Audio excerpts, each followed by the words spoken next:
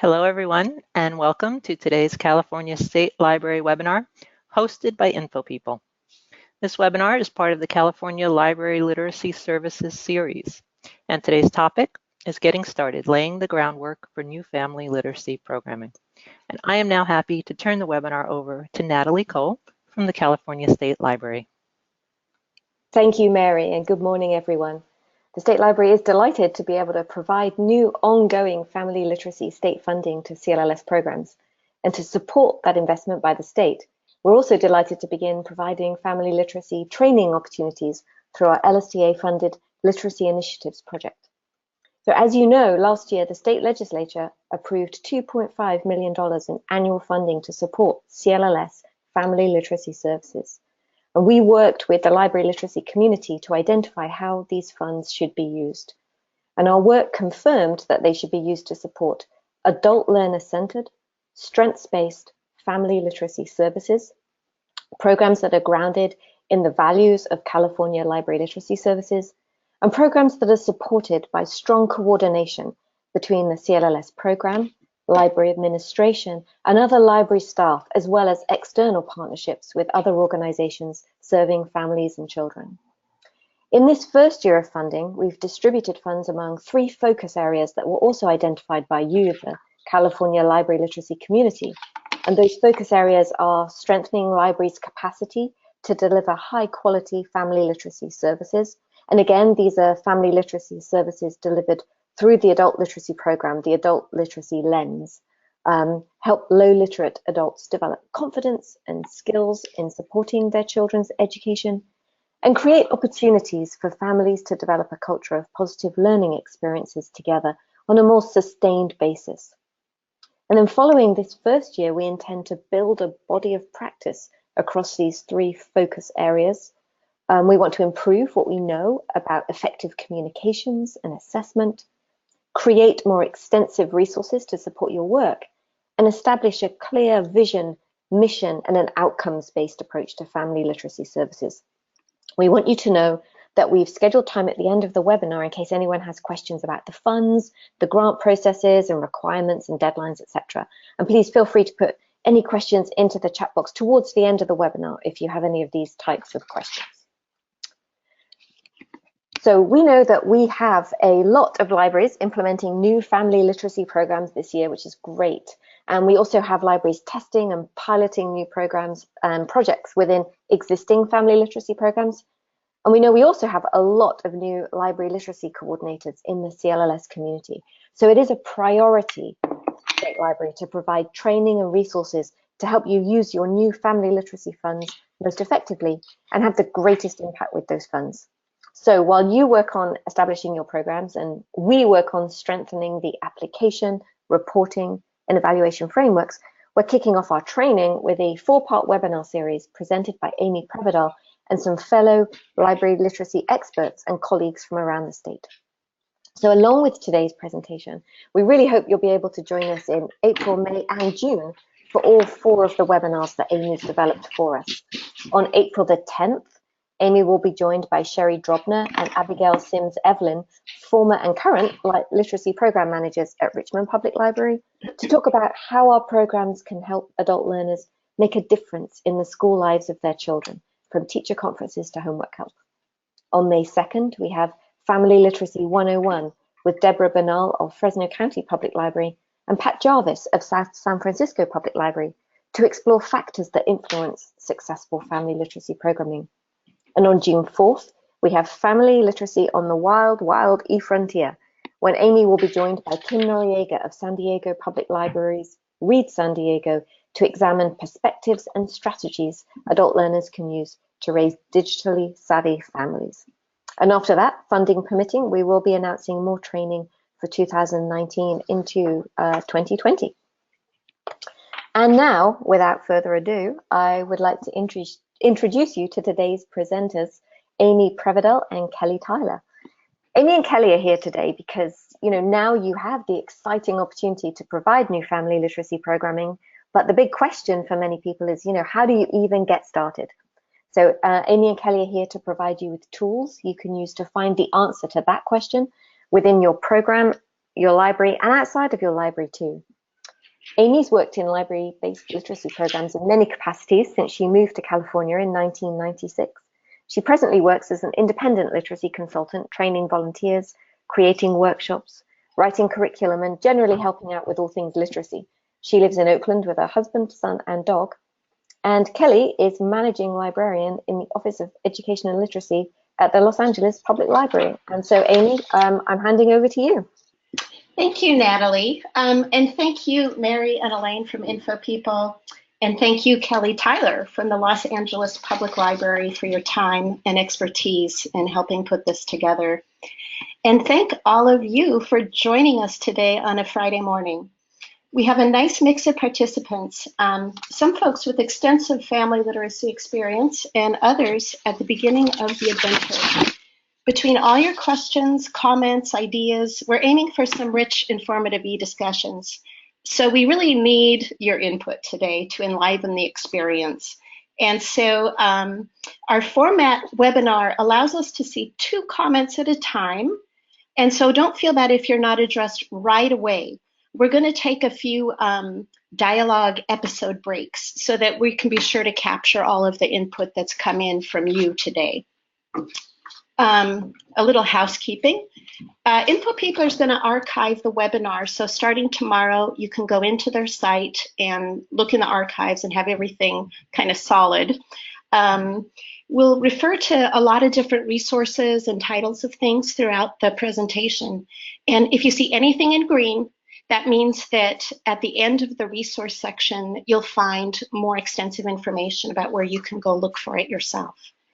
Basically, we were able to gather information to respond to what you need through the email conversations on the listserv, the Common Knowledge publication, the Family Literacy Landscape Analysis from last year. And in February, there was a survey posted on the CLLS listserv. And this information is from you and these sources, and we hope that you'll recognize your own voice and input here because we really want to address what matters to you the most. Themes that emerged from everything you had to say include, how do you get started? And identifying what program will benefit the community, how to seek out and cultivate partnerships that are meaningful, functional is always nice. And, you know, it's a new grant. And so while you're figuring out how to do things, we're all new in it. And so the funding requirements naturally came up as a source of people wanting to be sure they do the right thing at the right time. So we'll try to get to all 4 of those areas today, okay? Getting started. In thinking about the new road ahead for her own program, one of the respondents to the survey wanted to know, well, it'll help me if I know how other programs got started. So in the past, the CLLS family literacy programs focused on adult learners with babies and young children in their lives. And that was kind of it. Programs, they created a really rich array of pre-literacy, early activities, early literacy, curriculum activities, and the like for kids, little ones, and families. So a lot of family literacy services, both inside and outside the library, look like this, parents and little children. Maybe that's because most people, you know, collectively, we remember and we connect beginning literacy skills with being very young. It's a personal memory for most people, and that carries a lot of power. And of course, there is no question about the importance of early literacy. There's a lot of research on the topic, and the babies are so cute, especially those with the very large ears, as we can see for ourselves. So it's just excellent that there is funding for family literacy programming in CLLS again. That is so cool. And here are some big questions to think about as we go down this road together. First question, what is a family? That's a good one. And the next question is, what is literacy? Which is a question that's kept me going for 25 years now. It's an interesting philosophical one, I believe. So you put these items together and we're diving really deep, really fast. So let's start with family configurations. In the CLLS programs, family configurations can capture as much fabulous diversity as you can imagine. And the State Library has no interest in defining what being a family means. What makes the program special is how we serve adult literacy learners. And whoever those adult learners consider a family is a good enough definition. We're serving adult learners with families. That's something that has not changed. What has changed is the fact that we can now serve adult learners whose family members are over the age of 5. This is where we need a cowbell or the fiesta sound. That's great. So let's talk a little more about family literacy and some more views of it. Before you launch into the next phase, let's think how we can best reflect and respond to the communities that you serve. And we'll consider some of our colleagues' questions that showed up in the survey again. One person said that adult learners in her program don't tend to have young children. Another respondent wanted to know how to engage older children and teens. Well, the good news is this, that the age restrictions have lifted, and that really opens up a world of creative thinking. So let's do some imagining now. We'll imagine that the younger kids who were in programs before, let's say that they aged, and now they are older than 5 years old. Maybe they've gone so far as to start school. Woo-hoo. If they have an adult literacy learner in their family, then yes, they are part of the population we can serve. So maybe adults with children of this age are interested in promoting family members' growth and development. So let's imagine those same kids got even older. Maybe they're tweens now or full-fledged teenagers. The literacy needs of the adult learners in the program have changed with these older kids. Maybe now they need more support than ever, especially if those teens aren't as sweet and communicative as they used to be. Helping shepherd kids through their teens, guiding and mentoring them, providing opportunities for them to experience success, forming and maintaining relationships, and promoting the values and heritage of the family could be big priorities for adults at this time. And let's consider another possibility. Maybe adult learners in your program have teenagers in the family, and the teenagers have grandparents who have gotten so much older than they used to be. Just think of the literacy issues adult learners might now have. Managing care for aging parents. It might include advocating with doctors in medical areas and trying to communicate effectively with their their elderly elders, sometimes over great distances, sometimes across borders. And add to that mix navigating life with teenagers. So seriously, maybe now some workshops can teach how to deal with stress in the cards. They're in the cards of family literacy. So stress workshops for families, seriously. Balancing priorities to meet multiple needs and responsibilities and encouraging open communication among the generations could be important themes for workshops at this time. So you see how the possibilities have opened up exponentially. The truth is there's so much opportunity out there that the truth is we need adult learners to guide us in narrowing down the possibilities, in helping us chart a course for action for services that really fits the bill of what someone in the survey said, to shape truly, services shaped to truly fit the needs of our communities. So it's going to be a multi-pronged, ongoing process, how you get to that information. And partnerships are key. So let's launch right into that topic, okay? So the next slide here. Oh yeah, that is from the Equip for the Future framework. All right. So what is on your mind so far? Let's make sure that we've collected and responded to your questions and ideas. Does anybody have comments they want to make so far? Or shall we move right along? Okie doke, let's do that. I'm not seeing any in my box. So, partnering with your library. It's a great place to get started. And a publication is here in the resources that will help you conduct an informal asset-based survey of your library's current programming. And that will help you, with your colleagues, look and see what successful programs are already happening and what can be added to the mix that might make sense in terms of your library structure.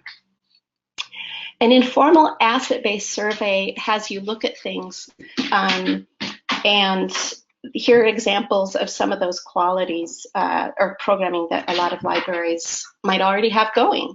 And are there ways that you can connect and expand upon and really serve adult learners that maybe aren't in your program yet because they're engaged in other areas of the library or would be attracted to these different services? So you can have discussions and identify what's successful, who you're reaching, who you're missing, and just brainstorm together on ways to build on success, engaging advocates, and really working well together to leverage all the resources you have together and ultimately to serve adult learners. So now we're going to take a look at Los Angeles. Go ahead, Kelly. Hi, everybody. Hi, this is Kelly. I'm over at Los Angeles Public Library. I'm really excited to come here as your colleague and talk about what we're planning to do at LAPL. It feels a little bit awkward, I have to admit, because typically we present on something once a project is completed.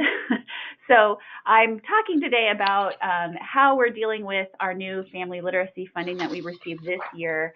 And a project that is actually kind of in a zygote phase. It's just not even completed. It's still in the planning phase. But I'm going to talk about kind of Los Angeles Public Library, where we've been and where we think we're going this year.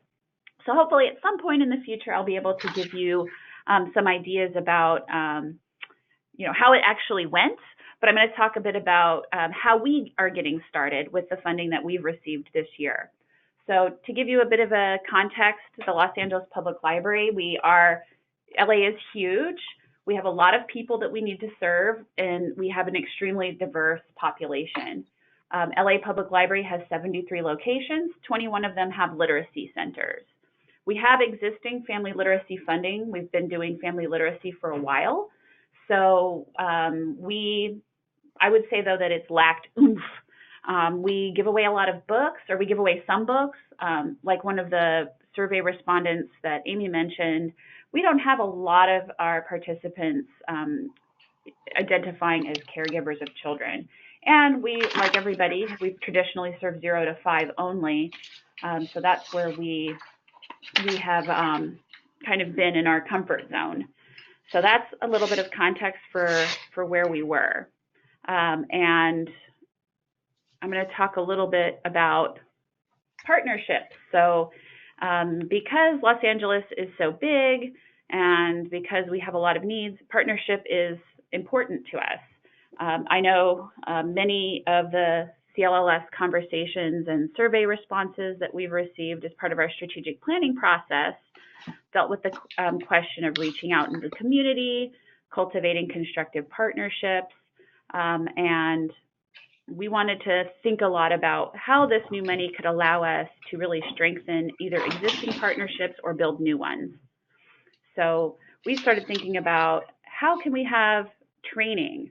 And that's one of the areas that we certainly identified in the survey is how can we build capacity here for our staff to do more with family literacy now that we have this additional funding. And more than that, beyond partnership, I wanted to think about integration. So integration and partnership, to me, they go hand in hand, especially if we're talking about partnerships within the library walls. Oftentimes, we think about the literacy staff, but I really wanted to think about how can I use this money to pull in additional library staff. Like I mentioned, we have 21 literacy centers, but 73 locations. So we obviously don't have literacy staff members in every building. So we really need to rely on the library staff to spread the word, to help us get people to our programs, and then just to be advocates when they go out and do their own outreach.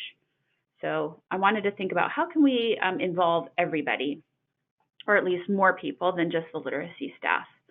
So that was the first thing that I started to think about, that maybe this new money would allow us to do some partnering inside of the library. So in terms of partnering inside the library, our library has a really excellent children's services department. They've been using Every Child Ready to Read for several years, which talks about 5 key skills for early literacy. And their story times are geared not just toward the children that come, but also toward the parents. So on a certain level, our children's services department has been doing family literacy for a while. Not quite in the way that we think we want to think about it, but they've still been doing it for a while. So I knew I wanted to talk with them first. And we wanted to, mostly, we didn't want to end up spending the money just on a sad corner of children's toys or puzzles that go unused. We also didn't want to step on anybody's toes or duplicate effort.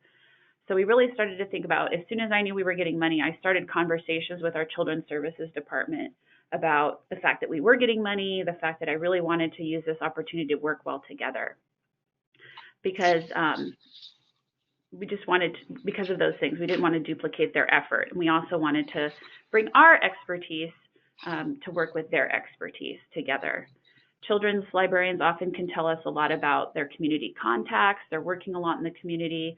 And again, rather than having the literacy coordinators duplicate those contacts, we want the children's librarians to go out there and spread the word just as much as our literacy coordinators can go out there and spread the word, because we have a lot of area to cover. So that was one of the reasons we really wanted to work together. So I definitely think if you guys have other tips for ways to partner inside your library, you can go ahead and put them in the comment box. But certainly, in my experience, the earlier the better. The more that you can talk to those in your library, if you've done that asset-based kind of survey of who's doing literacy-related activities in your library, that might give you a clue as to who would be a good partner at your library, and to think about how can you get the conversation started early. Because, of course, having money and having some budget is going to be attractive to some of those other departments. So they might want to be able to come to some of the trainings that you might be able to provide that they can't provide for their own staff. And then as far as partnering outside your library, obviously, I mentioned LA is huge. There are very few organizations that cover the entire geographic territory that we do. There are some. So we really have to think about how are we going to be liaisons with different organizations. Are there some that we can do across the whole city? But more than that, we needed to think about how can we be flexible enough to allow every branch to reach out to the community that serves a similar targeted demographic locally. So we had to think about who can align with us, whether it's sometimes it's other city departments. So our project, actually, we've been thinking about working with another city department. Could it be other people who think about family literacy or early literacy, and if so, where are they? So we needed to, in our case, think about, well, how can we have something that's flexible enough that allows people at the local level to really look at those neighborhood-based organizations that I might not know about here at Central Library, but that someone out in Pacoima in a neighborhood in the San Fernando Valley, they might know who in the Valley would be an excellent partner. So then, of course, what about all that family literacy funding? So again, as I mentioned, as soon as we knew we were getting money, we started talking to Children's Services. And then as soon as I know exactly how much, we started sitting down together. And honestly, that group that we started talking about with early on ended up becoming our planning group for the project I'm about to talk about. So I wanted to mention one more thing before I start talking about the specific project, which is just another thing that has come up a lot in the surveys are just how adult literacy is a core library service. So the other thing I see as a great opportunity for all of this funding is the ability to connect silos. Even if we can't break them down, maybe we can connect them so that training and staff development for both departments can come together. And again, that whole idea of integrating from the beginning so that both staff groups that care about family literacy can really work together on a project in a way that feels a lot more organic and not forced. So what we decided to do at LAPL is, like I said, we had then a natural planning team. We'd already been talking to Children's Services, so we ended up with a planning team of 5 people. We have 3 staff members from Adult Literacy and 2 from Children's Services. So we're the planning team for our very first ever Family Literacy Summit. So that's how we're going to be spending some of our budget, is on a whole day of training that we're calling the Family Literacy Summit. This cute little graphic was created by one of our librarians here at LA Public Library. And our idea, even before we knew exactly how we were going to pull it off, is we knew we wanted to invite librarians from branches that provide adult literacy services. These would probably be children's librarians, or that provide services already, but they're probably going to be children's librarians since they already have been working in family literacy, but they could be anybody. But we definitely wanted to have one librarian from every location that had a literacy center for sure. And we're definitely having all the literacy coordinators participate. Beyond that, we're going to make it optional to anyone else in the library who wanted to come and have access to this training and information and resources that we were going to be able to provide. So we knew from the beginning we wanted it to be a full day of training and staff development for both departments together. And we were going to have them work together on something. That was our first idea. We knew they wanted to work together on something so that they walk out of the door, they have an action plan that they've created together, so that all of us are active participants. And so the plan would include, we're still working on the action plan, exactly how that will work, but we know that the action plan will include, how do we go out together and identify community partners? How do we get people to come in for any programming that we provide?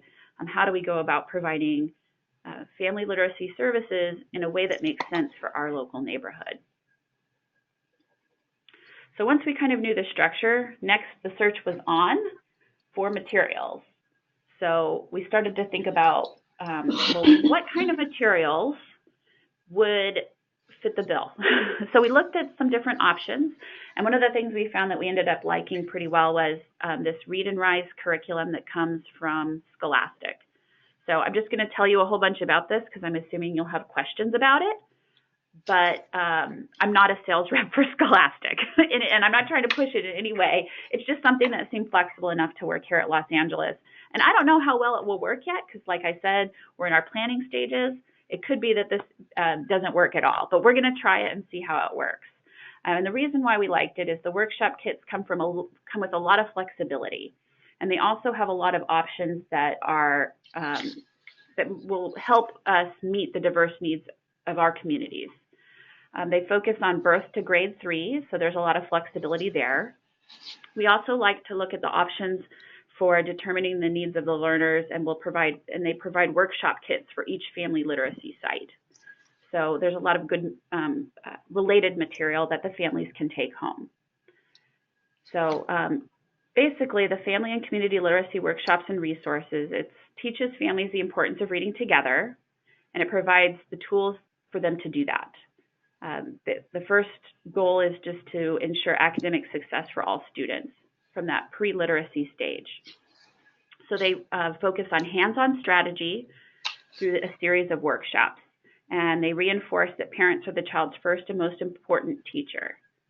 The program is research-based, and all of the workshops are available in English or Spanish. Read and Rise reinforces the important role families play in children's literacy development through the use of targeted and frequent literacy activities that emphasize, and we liked this, they emphasize family strengths, culture, language, and tradition. It really is geared toward a lot of different types of users, and one of the users they list on their website is librarians. So it makes a lot of sense that we might be interested in implementing this at our libraries. It includes a full-day professional development training if you would prefer to pay for that, facilitator guides, workshop kits, and like I said, a lot of take-home books and resources. They really emphasize that they have particular outcomes they're looking for. They're looking for a shift in attitude, knowledge, and behavior of families. They want to empower and engage families to use their strengths and traditions of homes and communities as literacy building opportunities. And they want to provide a comprehensive and adaptive model to be able to use in literacy-rich environments like the library. So like I mentioned, the structure is a series of workshops. If you can see on the previous slide, there's six sessions. So we believe that it is flexible enough that you could do them as one-off sessions, or you can do them as a series of 6. So we will leave that up to our individual locations to figure out how they want to run their workshops. The materials on the next page, you'll see the materials are multicultural, and you can see there's a family guide. One of the things that I really liked about it when we saw our sample was where you see in the lower left-hand corner, Family Conversations Journal. Every family gets a journal, and the journal looked like it was really going to be appropriate for the adult learners in our program. And it would reinforce the idea that everybody's learning how to write. So one of the issues that we've had in some of the family literacy sessions that we've done before is there isn't always a good integrated activity for writing. Sometimes for reading, like reading children's books, but this is a great option for writing. And there's a beautifully illustrated guide with featured age-specific stories in the family guide. And there's also just a lot of books, like the Rin, Rin, Rin, Do, Re, Mi, and Do Like Kyla are books that they receive. And then the little version where it says Do Like Kyla and Rin, Rin, Rin are little cards that you open them up and they have activities inside. So that's why we really liked this series. So in the next two slides, you'll just see, for your information, you can go to the website to look this up. It has the professional development workshops in a box, the kind of prices that we're looking for. So like I mentioned, you can do professional development. The Scholastic will come out and actually do the workshop for everybody and teach them how to do it. And then the next page, if you just want to purchase the materials, you can buy materials without that professional development component. And so as I mentioned, the one thing that was really important to us was to have everybody come out with an action plan. So after the training, we will set aside some time for all of the staff who attend. And so, for example, a literacy coordinator at one of our 21 centers, they'll be specifically matched only with the people that are in their service area. So the librarian that's from their site and any of the other sites that they serve from their location. So they will work together to create an action plan that will help them identify those local partners, that will help them figure out how are they going to deliver this information, how would they like to make sure that they get an audience that is our targeted audience, those people that we want to pull into the program that may not come into adult literacy typically until their children are school aged. So how are we going to reach them? So that's what we're going to be doing at LAPL. Thank you so much, Kelly. And I think you mentioned it's zygote phase, which I think is fantastic because that's where we all are. And just hearing how you're going to approach that, it's good to know the thinking of another colleague. And so we will be very curious how it does work out, right? I'm sure it will work out wonderfully too. So now we're going to take a look at some of the comments that have come in and questions, and feel free to add some more. The first one asks about serving children under 5 unless a parent, so it says, can we not serve children over 5 unless a parent caregiver is identified as an adult literacy learner? So it's really important to emphasize traditionally, and what makes our programs special is that we are adult literacy programs, and adults who come into our program often have so many aspirations around helping their children and wanting to be able to have their children thrive. So just to be very clear about it, now it doesn't matter. The age of 5 doesn't matter. All family members of any age are part of family literacy if there is an adult literacy learner being served. So yes, you do need to have an adult literacy person attached to other family members. Otherwise, it's not really, it's an area where we know that we serve adults and we serve them well. And if an adult has a child who's under or over the age of 5, then we can create programming for those families because it's really a family unit we're talking about that includes an adult literacy learner. Another question, library food programs. Are we allowed to use CLLS funding to provide food? And the truth is, yes, we are, because family literacy programs, food can be very central to them, right? because we want adults to be able to attend and not have to go home and cook dinner. And it's also part of just a great community. You need food, right? So money can be used for family literacy programming to serve families. And Natalie can tell us more about this later to be very clear about the funding, but it's really got to be for families. That's what it's for. All right. And a question about addressing the challenge of integrating family literacy families into regular library services. It says many barriers are part of library culture, and we have no ability to influence or change. So, I'm wondering, Kelly, if you think about integrating family literacy families into regular library services, from your perspective, how does that work in your setting? Well, I'm going to first take issue with the no ability to influence or change. I think everybody has the ability to influence or change the culture around that. Woohoo! And I think the best way to do it is to get out there and, like I said, start talking to other people who do that asset-based survey and figure out, well, who's already working in this space? Who cares about these issues?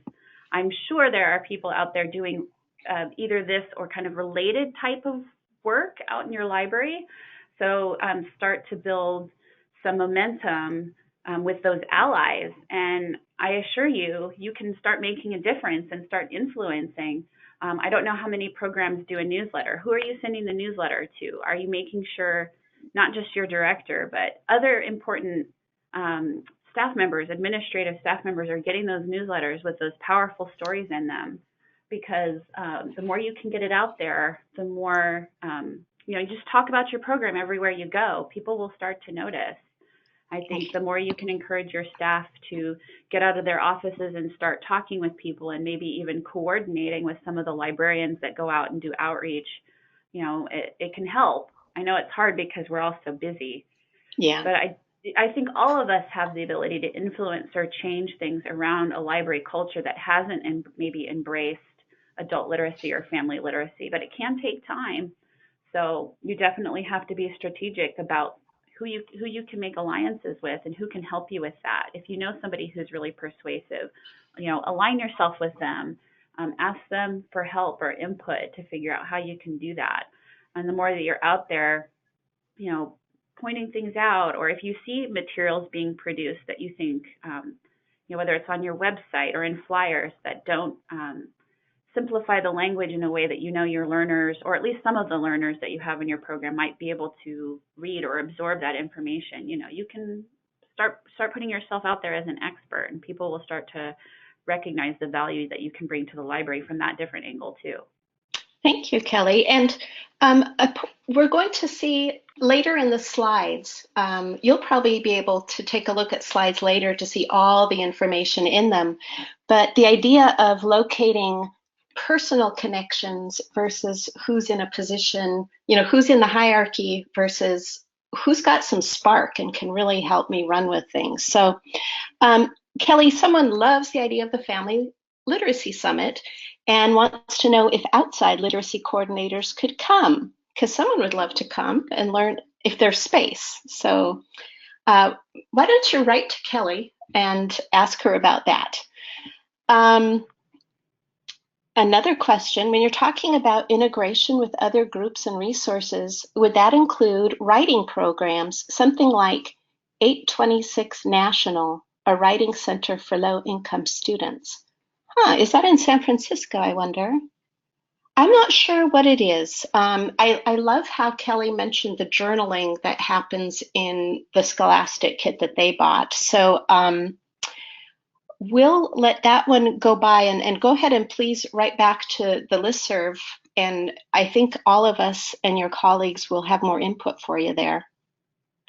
A question is, can these funds, I'm gonna save the fund questions for later because they want to know if they can be used for recruitment, if the adult would be eligible that you're recruiting to. So that's going to be a Natalie question at the end.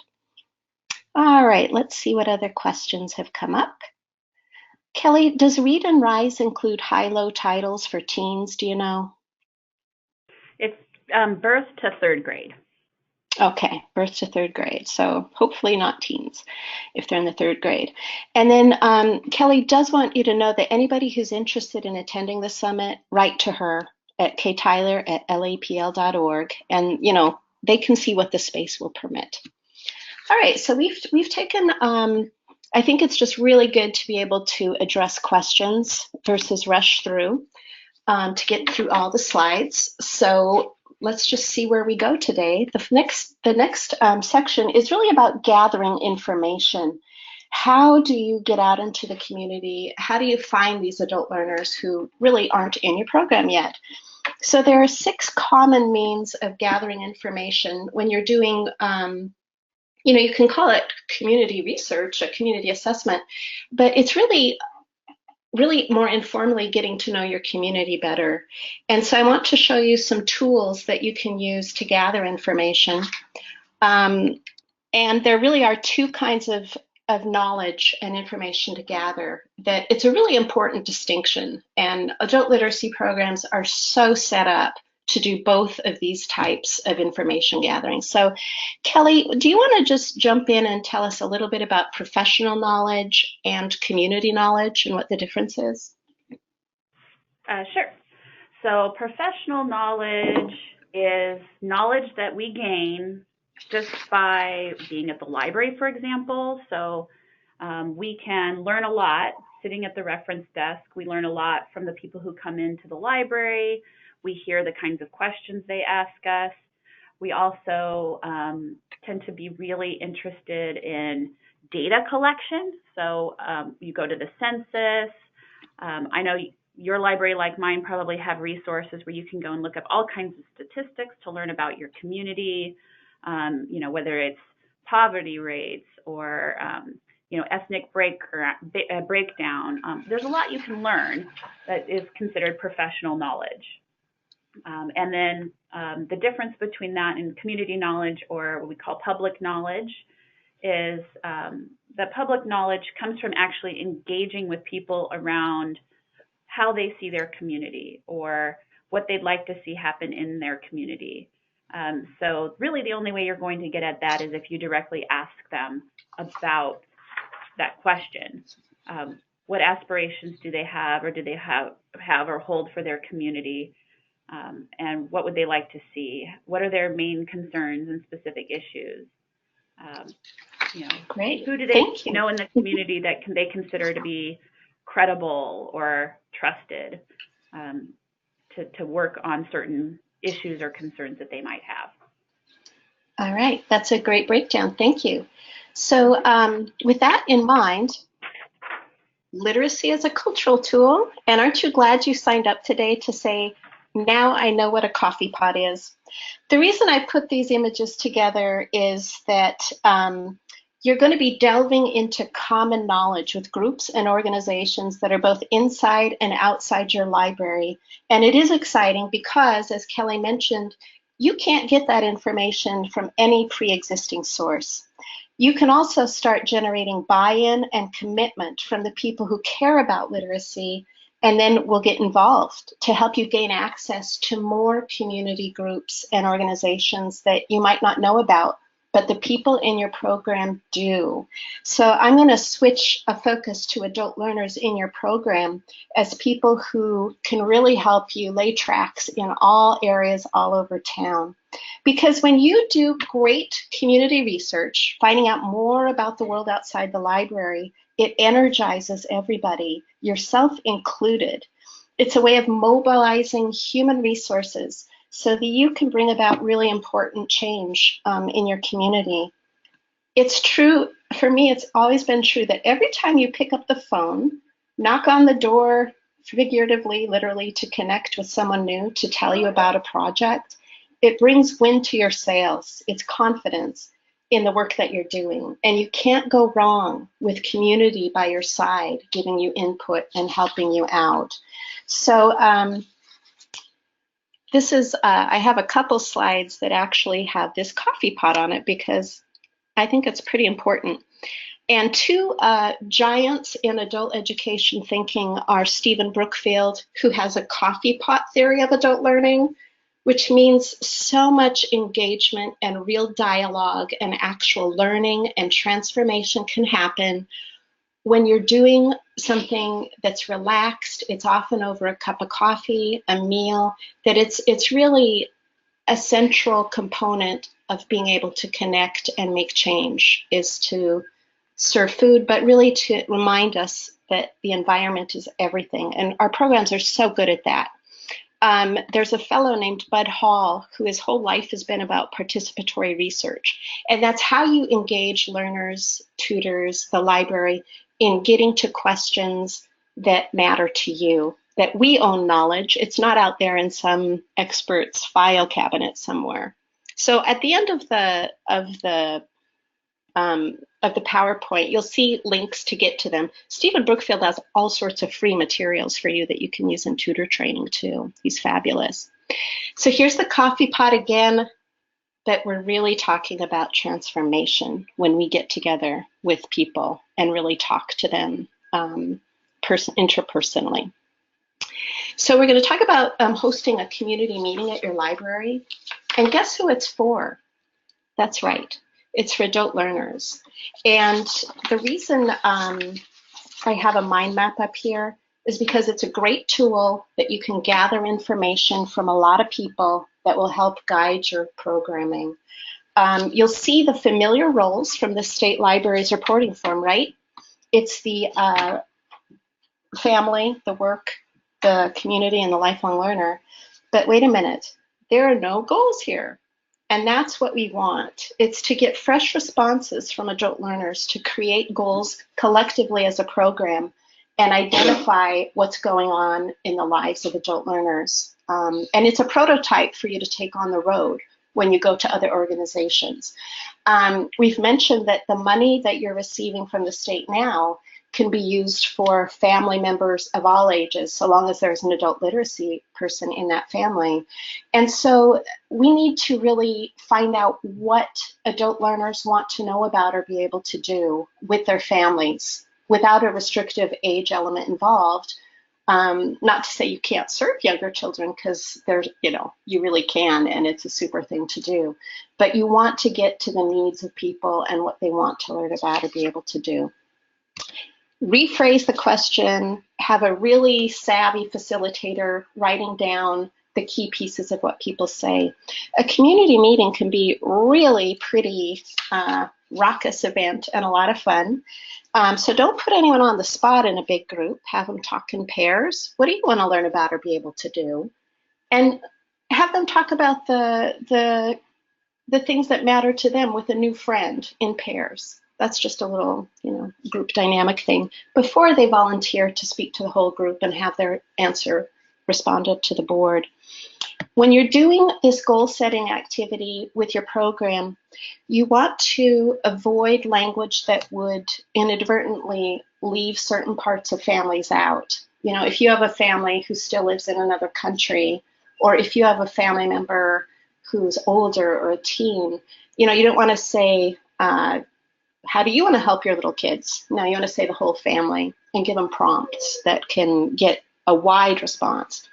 And actually, I think it would be wise to leave out the term family literacy when you're asking about family goals, because it's pretty common for people to think 0 to 5 once again.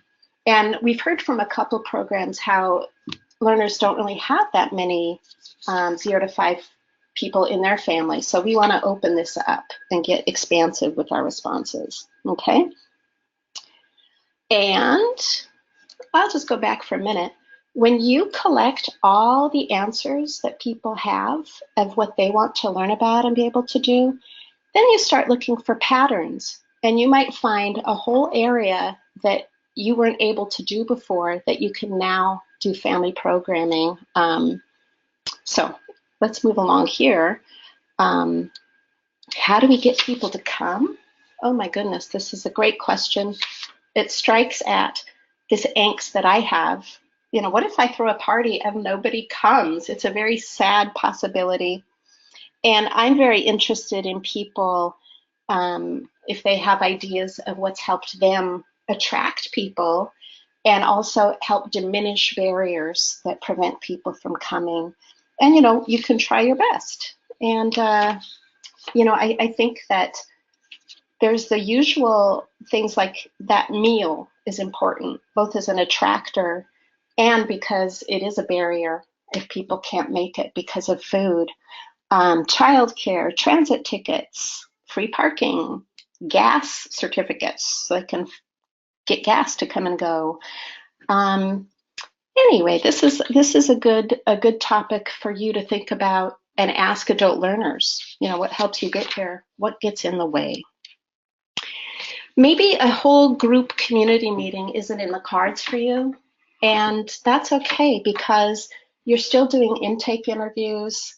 Hopefully you're in a space where you see adult learners coming and going at your site, and you can just ask them if they would mind talking with you about what they want to learn about and be able to do with their families. And once again, don't restrict it to anybody. Ask everybody about their family and what they'd aspire to be able to do, because that's what we're talking about here is family literacy that's inclusive of everyone's family members. Some people do well in a smaller, more intimate conversation, like an interview. You can also attach these questions onto meetings that are already happening, classes that meet regularly. Maybe you have an annual celebration and you could do a fun activity where everybody shares something they want to learn about or be able to do. Okay, so let's take a look at this next slide, which is very Sherlockian. Let's see what we have so far. Okay, we've got questions, and I want to make sure that we're addressing those. And if you want to type somewhere in, please feel free to. Yeah, the funds are for families, and it's through that adult literacy lens. And what's your opinion about using incentives to get families into the literacy program? You know, I think that the biggest incentive at all is really about your program culture and the fact that people walk in the door and feel like I belong here and I'm an important member of this community and my voice matters and my opinion matters. And I put that on flyers if I want to collect information that says, we would really like to get your value. We value your opinions and we'd like to get ideas from you.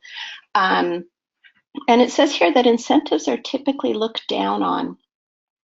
I actually look up to them. I think anything is fair game. It's not like you're handing people things all the time, but boy, a meal really makes a difference in being able to come, especially toward the end of the month when the month is longer than my bank account. So I think that anything, you know, book giveaways, we have museum passes, there's going to be a raffle. I think incentives are fabulous. So I don't want to take the question out of context, but I think they are good. So here's a question. Has anyone considered getting participants from partnering organizations that serve low-income, low-literate families?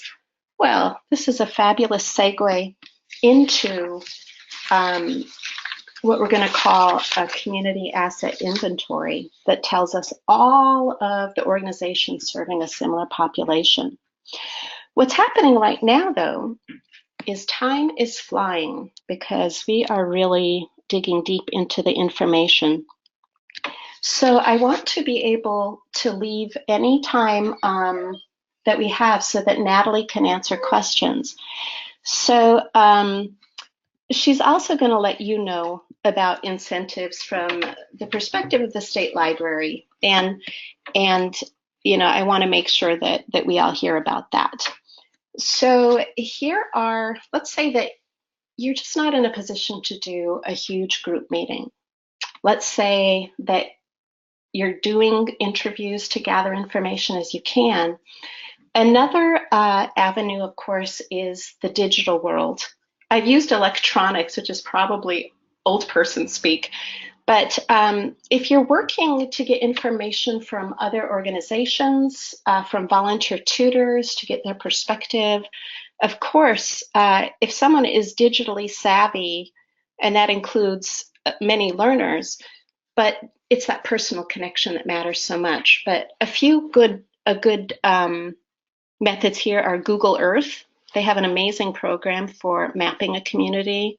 Zoom meetings where you can see people, which is very nice, and look at a similar screen in front of people. SurveyMonkey is an old favorite. Anywho, does anybody else have other digital tools that they like to use? I will take a look here. All right, and this is a parting thought for you.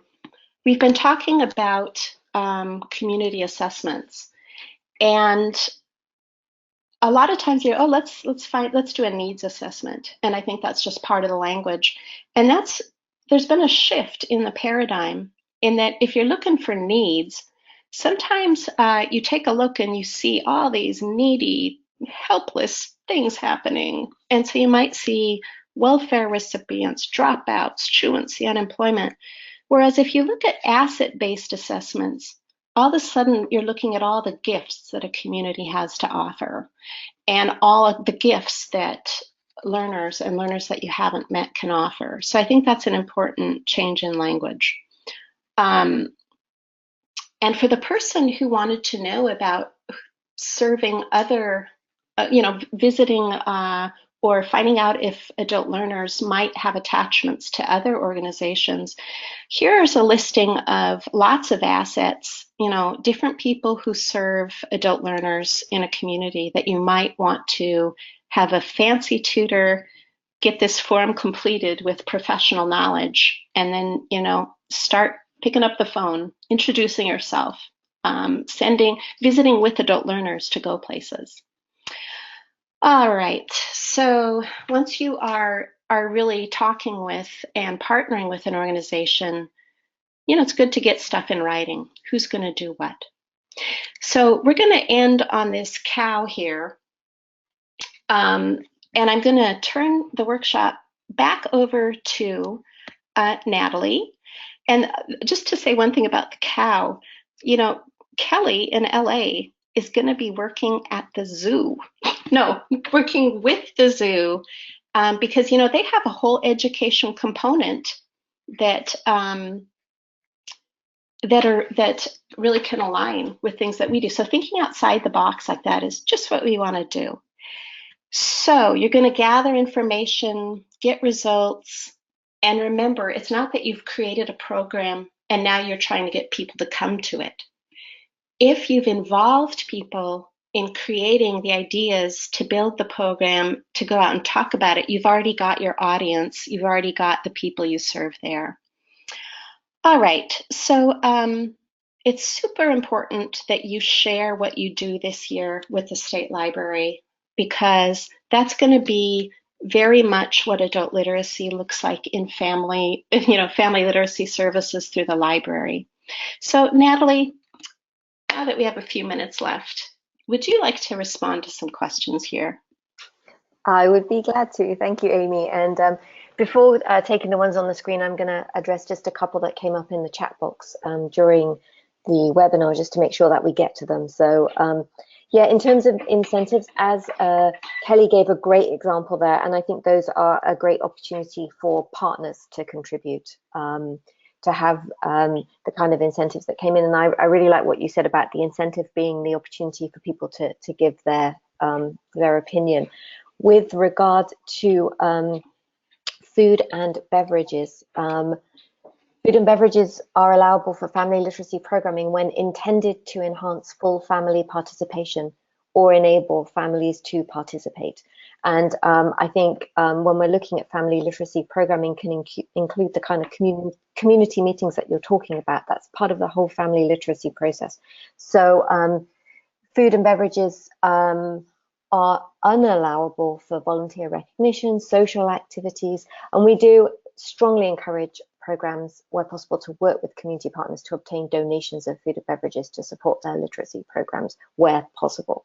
But yes, allowable for family literacy program when intended to enhance full family participation or enable families to participate.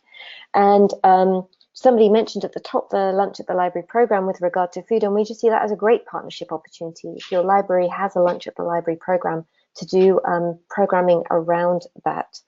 And then we also looked at, people asked questions about having an adult learner in the family, and I do want to strongly reiterate that the funds are for literacy programs to work with the families of learners, but also slightly more widely if the youth are part of families where you know adults are eligible for your program. And the family literacy program might be a recruitment opportunity to get the adult in the family recruited to your program because you see a need there, you see a connection.